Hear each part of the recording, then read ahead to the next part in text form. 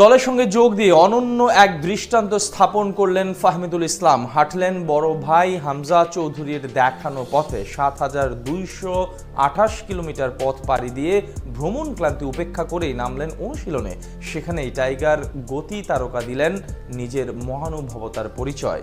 কি সেই বিরল দৃষ্টান্ত স্থাপন করলেন এই তরুণ, এ নিয়ে বিস্তারিত রিপোর্ট।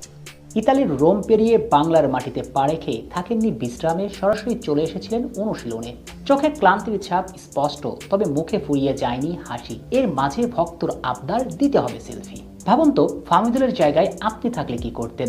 যেখানে ৭,২০৮ কিলোমিটার বিমানে বসেছিলেন, লম্বা ভ্রমণ করে এসেছেন। ভ্রমণ ক্লান্তি তো আপনাকে গ্রাস করারই কথা। সেই মুহূর্তে যদি আপনাকে ঘিরে ধরে, তখন আপনি কি করতেন? আসলে আপনি কি করতেন সেটা জানা নেই, কিন্তু ফাহমিদুল যা করেছেন তা দেখে বলতে বাধ্যই হতে হয়, এই ফাহমিদুল অনন্য, একেবারে বড় ভাই হামজার মতো। কেননা ক্লান্ত ফাহমিদুল ভক্তকে যে নিরাশ করলেন না, ভক্তকে সেলফি দিতে হলেন না বিরক্তবোধ। একেবারে হাস্যোজ্জ্বল মুখে সেলফি দিবার পর নিজেই আবার জানিয়ে দিলেন ধন্যবাদ।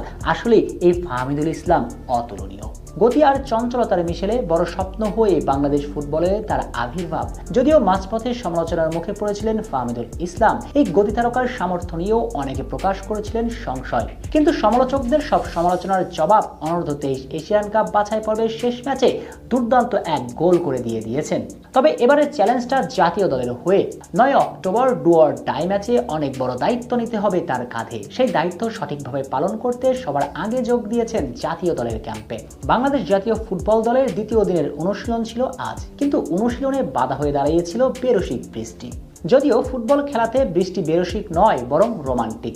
বৃষ্টি বিলাসে ফুটবল খেলার আনন্দটাই তো অন্যরকম। কিন্তু বৃষ্টির সঙ্গে যে আকাশে চলছিল মেঘের গর্জন, সেই মুহূর্তে ফুটবলারদের অনুশীলনে রাখা ঝুঁকিপূর্ণই হয়ে যায়। তাই বাংলাদেশ বস ক্যাবরেরা দ্বিতীয় দিনের অনুশীলন বাতিল করে দিলেও ড্রেসিং রুমের পাশে একা নিঃসঙ্গ দাঁড়িয়ে বেশ চিন্তামগ্ন দেখা গিয়েছে ক্যাবরেরাকে। কিসের এত দুশ্চিন্তা বাংলাদেশ বসের? ম্যাচ হারলেই যে এশিয়ান কাপ খেলার স্বপ্ন শেষ, তাই এই স্প্যানিয়ার্ড বেশ সিরিয়াস অনুশীলন নিয়ে। অবশ্য ক্যাবরেরার দুশ্চিন্তাকে কিছুটা হালকা করে দিচ্ছে জায়না আর ফাহমিদুলের এই দৃশ্য। জায়না আর ফাহমিদুলের মাঝে যে বন্ধুত্বটা জমে উঠেছে বেশ, একসঙ্গে বৃষ্টি বিলাসের মুহূর্তগুলো উপভোগ করেছেন, হাসি আড্ডাতে মেতেছেন। আর এই রসায়নটা মাঠের বাস সাইটে দুজন জমিয়ে তুলতে পারলে শেষ হাসি হাসতে পারে টাইগার ভক্তরা।